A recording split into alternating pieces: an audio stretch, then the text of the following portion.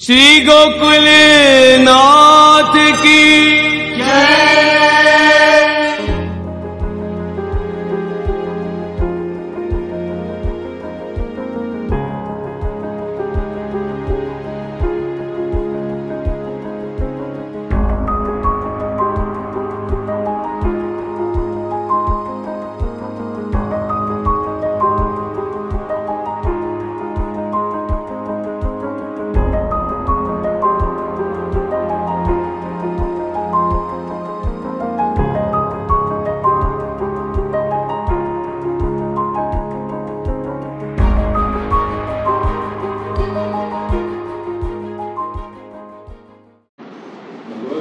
जीव के द्वारा कभी हो जाए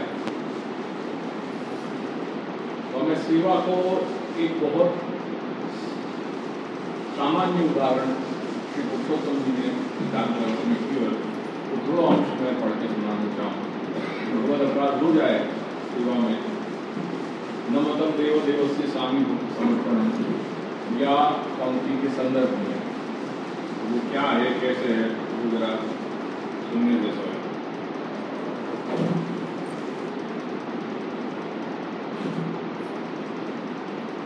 और मैंने कही थी 3-4 दिन पहले अपने प्रसंग चल रहे हुए मार्ग की गोपनीयता, कोई भी वस्तु प्रकट नहीं होगा वो भी अंश है, वो भी अंश में बताऊंगा। संदर्भ है न मतम देव देव से स्वामी भक्त समर्पण। सब हमको ख्याल है तो जो देवाधिदेव हैं उनको स्वामी भक्त अर्पण नहीं करना चाहिए। स्वामी भक्त क्या है? पुरुषोत्तम जी यहाँ समझा रहे हैं कि यतः उद्धृत्य कोई एक पदार्थ है, वह एक पदार्थ में से कुछ भाग वापस ले लिया। यतः नाम पदार्थ तथा उद्धृत्य श्रीमती काढ़ी ने उद्धृत्य मतलब काढ़ी ने ग्रहणाद्यनंतरम अपने उपयोग के लिए या अन्य उपयोग के लिए वह को निकाल लिया और वाके बाद जो शिष्ट जो बचा हुआ है अवशिष्ट जो है वो पदार्थ वो वामे भुक्त शेषत्व व्यवहार की हो जाए वो स्वामी भुक्त हो गया। भुक्त शेष जो भुक्त जो ले लिया अपन ने अन्य विनियोग के लिए या अपने खुद के उपयोग के लिए वहां में से जो कुछ भी बच गया जो शेष रह गया वो भुक्त शेष होने को व्यवहार वह पदार्थ के साथ किया जाए हो। वो पदार्थ कैसे हो गया? वहां में जो व्यवहार करेंगे वहां में जो भी खान पान इत्यादि पहनने को ओढ़ने को वो उपयोग जो होएगा अन्य उपयोग या अपने लिए जो उपयोग हो रहा है करके वो पदार्थ जो अवशिष्ट पदार्थ है वो कैसे हो गया वह साथ भुक्त शेष व्यवहार किया जाए। तो आपको उदाहरण सीधो सीधो दे रहे हैं सामग्री के लिए क्योंकि वो चीज बहुत सीधी सरलता से समझ में आ जाए। यदि ये जो चीज सरलता से समझ में आ जाए वही को उदाहरण दिया जाए। वस्तुतः सदसत्वादि परीक्षार्थम वो वस्तु सही है या नहीं। जैसे अपन ककड़ी वाके दोनों भागन को जो है काट करके और मुख में देखें कि कड़वी है कि नहीं फिर वापस थूक दें। तो वस्तुतः कोई भी पदार्थ जो है वह सद असद आदि परीक्षार्थम वो परीक्षा के लिए क्योंकि वो श्री प्रभु के योग्य है या नहीं परीक्षार्थम ततः उद्धृत्य वो जो मूल वस्तु है वहां से उतना भाग निकाल करके और मुखादौ क्षेपे अपन ने मुंह में डाले या आघ्राणे या हस्तलापने जैसे ये सब अपने आगे माप करने कोई भी वस्तु को बाकी चकासनी करने के लिए या तो आंख में अपन लगा लेंगे कोई जलन मच रही है या नहीं मच रही है तो ख्याल में आवे। सुगंधी हो तो अपन जो लगा करके सूंघे। तो ये जो कुछ भी अपन कर रहे हैं वहां में शिष्टस्य न स्वामी भुक्तत्व वो स्वामी भुक्त व्यवहार नहीं हुए। वहां में स्वामी भुक्त व्यवहार नहीं हुए करके वो वाकई ये परीक्षा व वस्तु के पदार्थ के परीक्षण के बाद भी वो भगवत उपयोग के योग्य है, हमें कहीं कोई आपत्ति नहीं, वहां सामीभूत व्यवहार नहीं हुए। तत्शिष्टे भुक्त शेष व्यवहार अभाव, क्योंकि वहां भुक्त शेषत्व व्यवहार घटित ही नहीं हो रहे हैं, क्योंकि न तो हमने आपको अन्य विनियोग में लिया, न हमने आपको अपने अपने खुद के विनियोग में लिया, वो विनियोग हमने किया ही नहीं। Therefore, वो वस्तु एज इट इज, बाकी जो सैंक्टिटी है, बाकी जो पवित्रता है, वो बरकरार है। तत्रापि बीजम, और भी वहां में रहस्य, वहां में क्यों नहीं है, हमें और वको प्रमाणित कर रहे हैं, वको और ऊपर बल दे रहे हैं, या बात करें कि क्यों यहाँ में गुप्त शेष व्यवहार नहीं है। वो यानी हमें बीज क्या रहे हुए कि स्वस्य तद दर्शनादि उत्तरम तद बुभुक्षा अभावो, वो वस्तु सिद्ध होने के बाद भी जब वो श्री प्रभु के सन्मुख आई है सामग्री, तो वहां में वो देखने के बाद भी अपनो जीव वहां में चलाए माननी हुए करके वहां में कोई ऐसो विकार नहीं आया, न अपने अंदर विकार है। जब अपने अंदर विकार नहीं है तो वस्तु में विकार होने को कोई कारण ही नहीं। अपने अंदर विकार हो तो, और विकार होने के बाद अगर वहां में अपन को व्यापार हो जाते तो फिर वहां पे दोष बंद हो। तो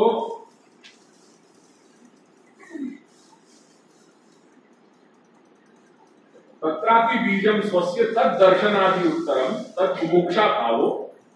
एक तो वह अपन लेने की बुभुक्षा, बुभुक्षा यानी खाने की इच्छा, तो खाने की इच्छा नहीं है अपन को वो पदार्थ देख करके। दूसरी बुभुक्षा उत्तरम तद उपादान यत्न अभाव, या मान लो अगर खाने की इच्छा हो भी गई, कोई सुंदर सामग्री बन रही है, देख ली अपन के मन में कहीं ये स्थिति हो गई, फिर भी वहां में वो खाली इच्छा भई है, वहां पे अपनो प्रयास नहीं है। हमारे दादी जो होते उनके छोटे, वो बड़े नटखट करते पहले छोटे समय में, ऐसा दादी और नायना सब पहले के समय बताया करते। तो जब भी सेवा में पधारते तो बड़े दादी ने ये वहां पे जो स्टाफ होता, मुखिया जी जो होते, उनको आदेश दे रखे होते कि जब ये आवे तब कोई एक व्यक्ति को संग में खड़े रहने को, नहीं तो पता नहीं पड़ेगा तो राजयोग की तैयारी हो है, और वहां चलते चलते तो वहां में से एक मोचा श्रीखंड को लेके ले जाए। तो ऐसे लोचाबाजी बहुत होती थी पहले।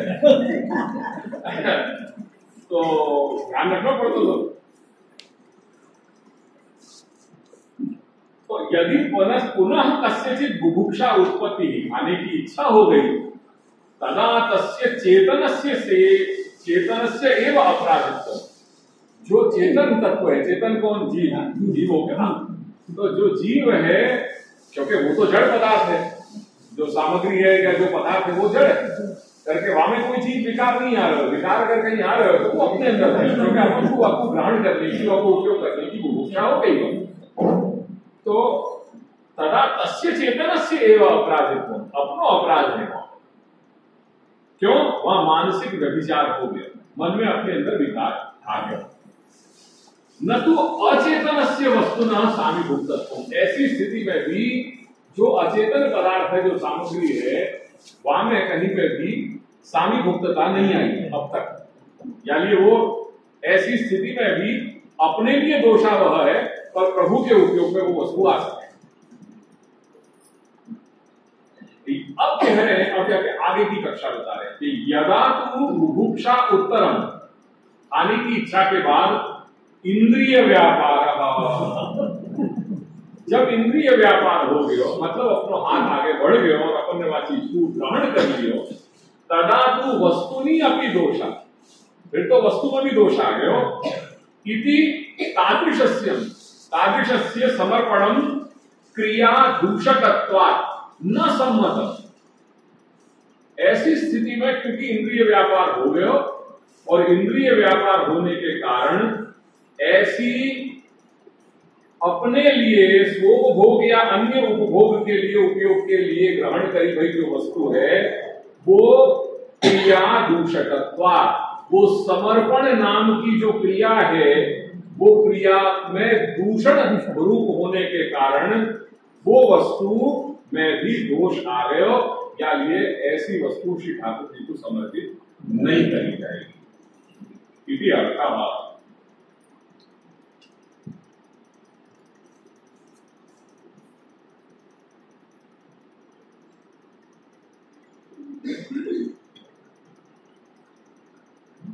और यह पुनः ते एव स्वोपभोगार्थम आनीतम, मान लो तुम कोई चीज अपने लिए लाए, स्वयं के उपयोग के लिए लाए, वस्त्रादिकम, वो किंचित स्व उपयुक्त मात्रम, अपने लिए जो अपने उपयोग में आता हुए इतना ग्रहण करके भगवते समर्प्य तस्य उपयोगम कृत्वा तद अवशिष्टम, अपने उपयोग के लिए जितना आवश्यक है वो अपन ने ले लिया, वाके बाद भगवान को समर्पित करके और फिर वाको उपयोग करके जो वामेशु बचो भयो है वो यदि अपन समर्पण करने की इच्छा करेंगे तब भी वामे सामी गुप्त दोष आ जाएगा, यानी वो वस्तु अंगीकार नहीं करानी चाहिए। वहां पे मूल कारण क्या है दोष को, कि तुम अपने उपयोग के लिए लाए, तुमने अब प्राथमिकता अपनी स्वयं की रखी, श्री प्रभु की प्राथमिकता नहीं रखी, बस यही मूल दोष को कारण है।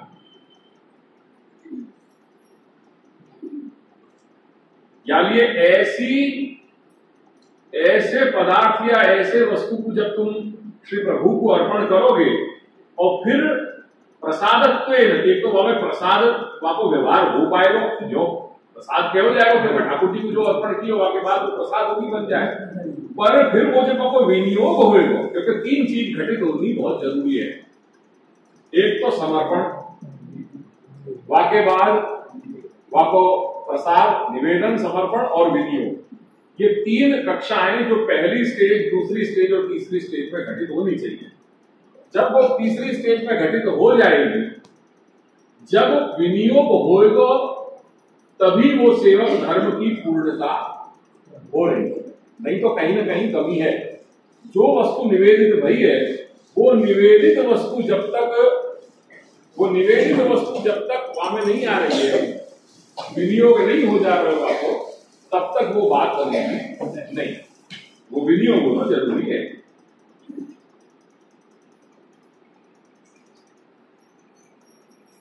करके ऐसे वस्तु को ग्रहण करने पे भगवत दत्त प्रसादत्व बुद्धे है तुम अशक्यत्वात्, क्योंकि तुम लाए ही अपने लिए हो, यानी वो फिर वस्तु जो भी तुम अगर भगवान के लिए अर्पण करोगे भी, पर वहां में प्रसाद है ऐसा व्यवहार नहीं किया जा सकेगा, वो प्रसाद नहीं कह सकेंगे अपन। अशक्यत्वात् और गौणत्वात्, क्योंकि वहां गौण भावना होगी, अपनी प्राथमिकता होगी, प्रभु की दृष्टि गौण बन गई, करके ये दो कारण से ऐसो मम प्रतिभाति श्री पुरुषोत्तम चरण ऐसो ये बात कह रहे हैं। तथा भगवत वस्तु बुभुक्षा अपराधे, यदि भगवत वस्तु को ग्रहण करने को यदि अपराध हो जा रहे हैं तो मम अयम अपराधो निवर्तताम, बस ये ही अपने यहाँ प्रायश्चित है, अपने यहाँ और कोई प्रायश्चित बताया नहीं है, कोई कर्म विशेष नहीं है, प्रायश्चित एक कर्म है। जब अपने से कुछ दोष हो जाए, पापाचरण हो जाए, तो वो पाप के निवृत्ति शास्त्र में एक कर्म बताया हुआ है, जहाँ कर्म को अपन प्रायश्चित कह रहे हैं। अपन चूंकि कर्म में माने नहीं है, या ये अपने अंतःकरण में या विषय को अपराध भाव हो जाए, पश्चाताप हो जाए, वो पश्चाताप होनो ही अपने यहाँ सबसे बड़ो प्रायश्चित माने हुए। और फिर वहां अंतःकरण में कही रहे हैं प्रभु में कि बहुत ज्यादा जो है वो अंतःकरण भी खिन्न रहे, क्लांत रहे, वो भी योग्य नहीं, करके एक अवस्था पे आने के बाद बहुत ज्यादा क्लेश भी अमंगल रूप हो जाए, वो वैष्णव के लिए, सेवक के लिए उचित नहीं है, या ये वाको प्रबोधन करना ही चाहिए।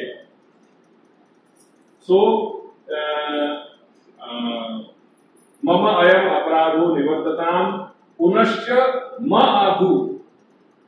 फिर पुनः मैं ये ध्यान रखूंगा हे प्रभु कि मुझसे क्या प्रकार की गलती फिर दोबारा नहीं हो जाए। इति दीन भावन पूर्वकम भगवान एवं प्रार्थनीय। और यह प्रकार के प्रार्थना करने में कोई दोष भी नहीं है।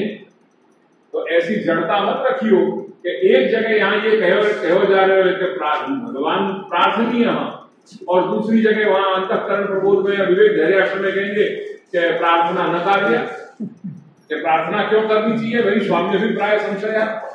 ये बात नहीं, कॉन्टेक्स्ट डिफरेंट है, चीज एक ही आ रही है, शब्द एक आ रहे हैं, पर शब्द को पकड़ के मत चलियो। जो आशय है वो आशय समझना जरूरी। तो भगवान एवं प्रार्थनीय, और बाकी साथ साथ और क्या करना है, तो श्री प्रभु के चरणारविंद में अनेक चिन्ह हैं, उनमें से जो वज्र को चिन्ह है आपको ध्यान करना चाहिए कि वज्र चिन्ह युक्त चरणारविंद ध्यान कार्यम। और क्यों? क्योंकि दैन्यस्य भगवत पोषण हेतु, अपन दीन भाव से भगवान के चरणारविंद को आश्रय करेंगे, उनको ध्यान करेंगे, तो वो ही श्री प्रभु के संतोष को, प्रसाद को हेतु है।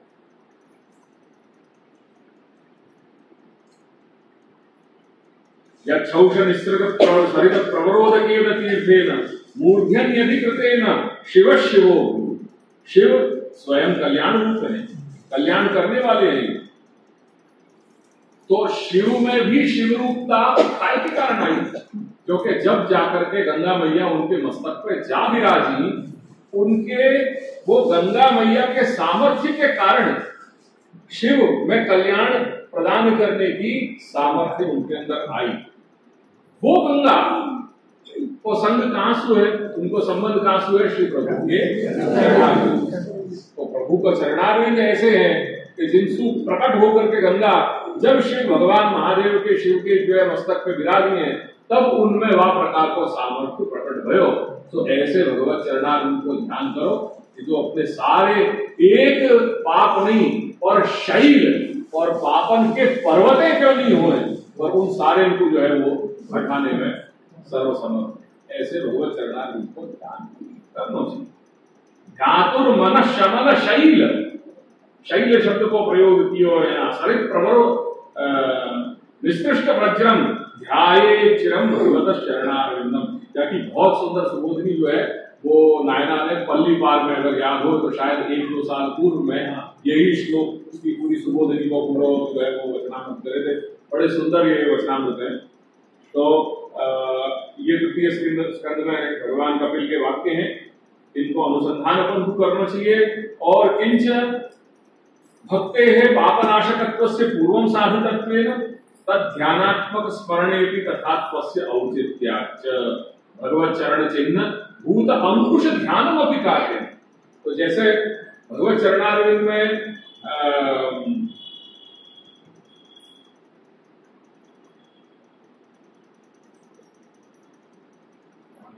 वज्र चिन्ह को स्मरण बताया है, साथ साथ में अंकुश को भी बताया है, क्योंकि अंकुश अपने मन पे वाको अंकुश करने को कार्य यही करे, कर्षण करने को कार्य यही करे। किंच भगवत चरण चिन्ह भूत अंकुश ध्यानमपि कार्यम अंकुशो नाग शिक्षायै यावत् भवति पुत्र का तादृशम तद भवेत् चिन्हम इति पाठ में ये पद्म पुराणांतर्गत जो चरण चिन्ह को अध्याय है, वहां में भगवान के अनंत जो चरण चिन्ह है उनके सारे महात्म्य बताए हैं। वो मन को निग्रह करने के लिए भगवान के चरणारविंद में जो अंकुश है वह ध्यान करना चाहिए। ये सब चीजें यहाँ श्री पुरुषोत्तम जी ने कही है कि इति तत्तात्पर्य कथनाच इति मम प्रतिभातम प्रसंगात उत्तम। यद्यपि ये आ नहीं रहे ग्रंथ के विवेचन में, फिर भी मैंने ये बातें, 2 बातें, भगवत अपराध अगर कैसे हो जाए जीव सु, और अगर हो जाए तो वह निवारण कैसे करना चाहिए, ये मैंने प्रसंगोपात आ गई बात, तो मैंने 2 शब्द या विषय में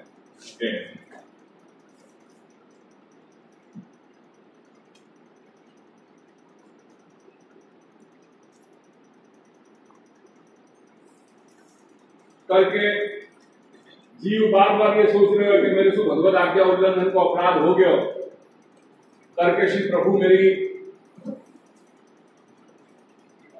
मेरी तरफ देखेंगे नहीं, मेरी कहीं अवहेलना हो जाए, मेरी उपेक्षा करेंगे। तो वह विषय में श्री महाप्रभु हमको समझा रहे हैं कि ऐसा चित्त में पश्चाताप मत करो।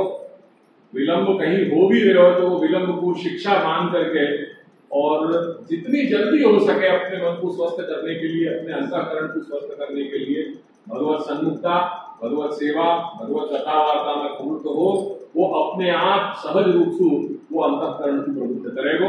या ये श्री प्रभु उपेक्षा करेंगे ऐसी सोच कभी भी मत रखियो, क्योंकि भगवान जो है वो सर्वतो सब तरह से अपनो रक्षण करें, सब प्रकार से अपनो सोचें।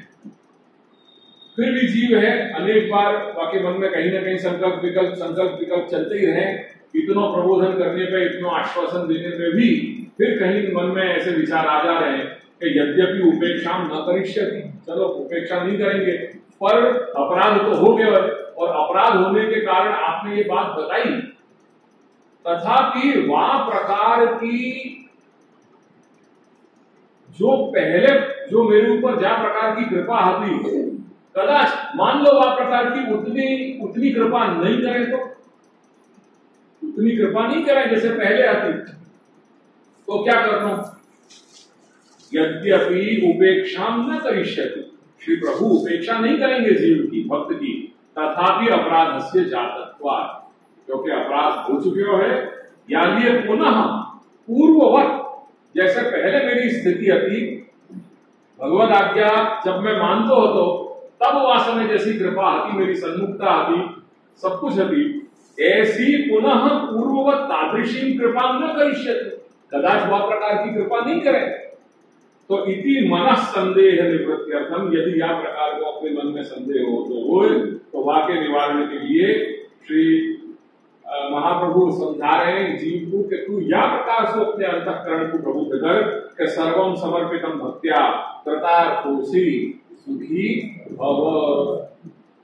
तेरे सब कुछ परमात्मा को समर्पण कर दियो है, भक्ति सुख, भक्ति में वो सामर्थ्य है, यानी तू कृतार्थ हो गयो, क्योंकि जब भगवान ने भक्ति प्रदान कर दी तो सारे तो तेरे अर्थ पुरुषार्थ तेरे सिद्ध हो गए, फिर तेरे पास क्या बाकी अवशिष्ट रहे हो क्या?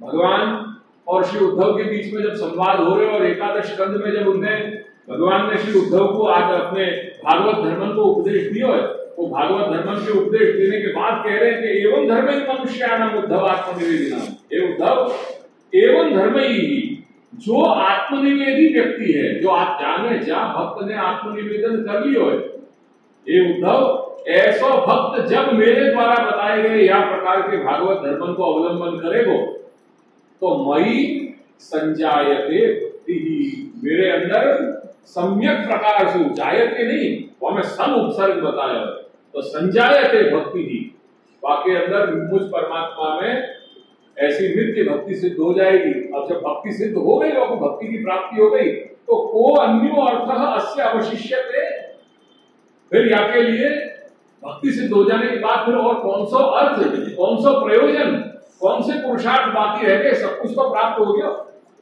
केवल अब भगवती श्री निकेतन ही प्रसन्न है, भगवान श्री निकेतन, भगवान कृष्ण जब प्रसन्न हो जाए कोई पे, तो फिर किम अलभ्यम, फिर क्या बाकी रह गए? सब कुछ तो मिल गया। तो को अन्यो अर्थो अस्य अवशिष्यते, तो कह रहे हैं कि कृतार्थः कृत अर्थः, तेरो अर्थ, तेरो प्रयोजन सब कुछ तो सिद्ध हो गया जीवन को, क्योंकि भक्ति के द्वारा, भक्ति के आधार पर तुमने सब कुछ परमात्मा को समर्पण कर दियो, वो भक्ति उनने प्रदान करी है, उनने कृपा करके, तभी तो तू कर पाया। तो ये क्यों नहीं विचार कर रहे हो? यानी ये तू सुखी भव, तो सुखी हो जाए, ये सब झंझट में मत पड़, ये ज्यादा इतना जो है सोचना करनी चाहिए, पर अत्यधिक सोचना भी सही नहीं है। वहां कही गए आगे चिंता काफी न कार्य, वो चिंता वहां कोई लौकिक चिंता के अर्थ में नहीं है, वहां चिंता जो है वो चिंतन के अर्थ में, क्योंकि चिंता शब्द को जो मूल है, बाकी व्युत्पत्ति है, वो चिति धातु से भाई है संस्कृत के, और चिति स्मृत्या, ये भाषा विज्ञान में ये धातु को अर्थ बताया, चिति स्मृत्या।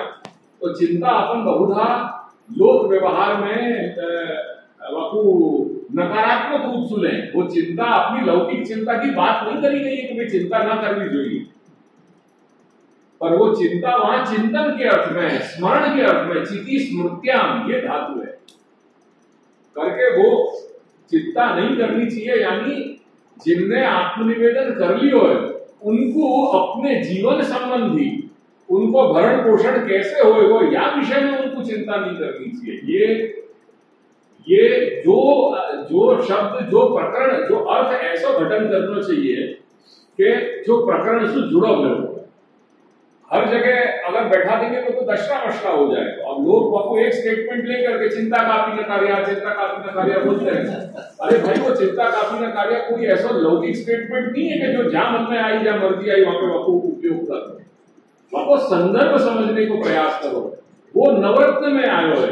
नवरत्न ग्रंथ कौन के लिए लिखो गए हो तो, और सिद्धांत रहस्य, ये दो ग्रंथ जो है वो सेवा के समर्पण के कंसेप्ट के लिए ये दो ग्रंथ श्री महाप्रभु ने प्रकट किए। एक में तत्व विचार किया है समर्पण को, और एक में वाको आचार विचार किए हुए। तो आचार विषयक जो विचार है वो सिद्धांत रहस्य है, और समर्पण रुचि तत्व क्या है, समर्पण तत्वतः क्या हो वो विचार श्री महाप्रभु ने नवरत्न में बताया है। यानी जाने आत्मनिवेदन किया है, वो आत्मनिवेदन वाला व्यक्ति ये सोच रहे हो है कि मैंने जब सब कुछ परमात्मा को अर्पण कर लियो, मेरा जब कुछ रहो ही नहीं है, तो अब मैं अपने मेरे देह को, मेरे कुटुंब को, मेरे परिवार को भरण पोषण करूंगा कैसे मैं, क्योंकि जो कुछ भी है मेरे को सब कुछ अर्पण हो गया। अब वामे सु अगर ले रहे हो तो वो मुकुदेव द्रव्य खाने को या भगवत द्रव्य खाने को, या भगवत द्रव्य सु मेरे जीवन या आजीविका चलाने को मुकुपात हो रहे हो, तो कर्मो क्या? ऐसी यदि कोई कुछ चिंता होती हो तब वहां समझा रहे हैं कि चिंता काफी न कार्य, इतना बोल रहे पर आगे को पद क्या आ रहे हैं? वाकु बोले नहीं। अरे भाई निवेदित आत्म भी जीवई ही भक्तई ही चिंता काफी न कार्य, कदापि न कार्य। ये संदर्भ से ये सारी बातें लगे, बिना संदर्भ के अगर अपन अर्थ करते जाएंगे तो कुछ भी समझ में नहीं आएगा। या ये वहां कह रहे हैं कि कृतार्थः या ये सुखी भव, ये ज्यादा शोक भी अपने लिए योग्य नहीं। एक समय, एक आगे तक, एक मुकाम तक अपन को चिंतन करना चाहिए, पर इतना भी नहीं करना चाहिए कि बिल्कुल वहां में इतना डूब जाए अंदर के फिर वहां को प्रबोधन अशक्ति की हो जाए, डिप्रेशन में चलो जाए, वो स्थिति नहीं आनी चाहिए। तो कह रहे हैं कि सर्व